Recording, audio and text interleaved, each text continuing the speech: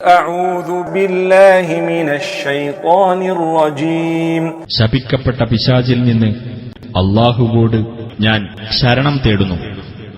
قل هل تربصون بنا إلا إحدى الحسنيين ونحن نتربص بكم أن يصيبكم الله بعذاب من عنده أو بأيدينا فتربصوا إنا معكم متربصون.